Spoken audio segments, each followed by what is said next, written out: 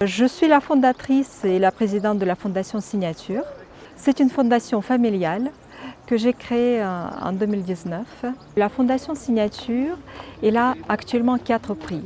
Parmi les premiers, ça a été le prix de l'art de jardin que nous avons créé avec un partenariat du ministère de la Culture.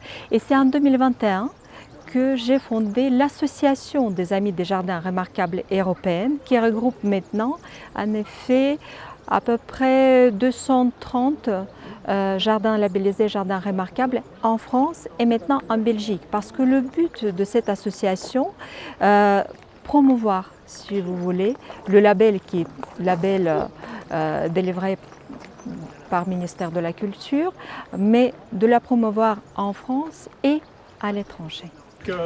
La présidente de la Fondation qui nous remet aujourd'hui ce prix ce premier prix de l'art du jardin. Je m'appelle Céline Boudard et je suis chargée de communication et de développement dans ce magnifique endroit qui est le Jardin du Lautaret. Cette année, nous avons postulé à un prix prestigieux qui s'appelle le prix de l'art du jardin. C'est la Fondation Signature, Madame Smalto, qui a créé ce prix en partenariat avec le ministère de la Culture. Et ce prix est ouvert à tous les jardins remarquables. Le Jardin du Lautaret est labellisé Jardin remarquable depuis 2005. Et nous avons eu envie de postuler à ce prix pour montrer ce que nous faisons depuis 1899, car les missions sont restées les mêmes depuis la création du jardin.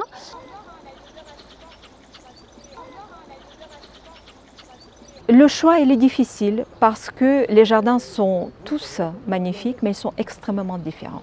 Il y en a des potagers, il y en a des jardins historiques, il y en a les jardins création contemporaine, il y en a des jardins comme le Lautaret. Mais j'ai dit peut-être, il y a un jardin, il n'y a pas deuxième comme le Lautaret justement, et c'est pour ça quand on a vu ce dossier, le jury, il a été à l'unanimité privilégiée et donné ce titre de lauréat au Jardin de Lautaret parce que c'est un brassage incroyable de la beauté, de science, de notre préoccupation par le futur à travers l'écologie. C'est très sérieux, c'est très beau et en même temps c'est tellement compréhensible pour nous tous. C'est cet mariage heureux qui a fait en sorte que le Jardin Lautaret est devenu le jardin lauréat, le jardin magnifique de cette année. Je pense que ce qui nous a différenciés, c'est le fait déjà qu'on soit dans un écrin incroyable au col du Lautaret, dans les Hautes-Alpes, avec ces montagnes à 360 degrés, et puis ces 2 hectares bucoliques qui sont entretenus par toute l'équipe de jardiniers et par le responsable des collections. Ici, on navigue entre petits chemins, mares d'eau, pontons, on entend les oiseaux tout le temps, enfin, c'est paisible, c'est vraiment agréable et d'une découverte d'une flore incroyable qu'on ne voit absolument pas aux alentours. Nous avons un programme d'animation qui est sur le thème de la découverte de l'art et de la science qui est accessible à toutes et tous sur l'été. Aujourd'hui, c'est une célébration, donc on se retrouve dans ce jardin pour retrouver tout l'ensemble de l'équipe parce que c'est important, c'est eux qui font animer, créer et vivre ce jardin remarquable qui a obtenu le prix de l'art de jardin cette année.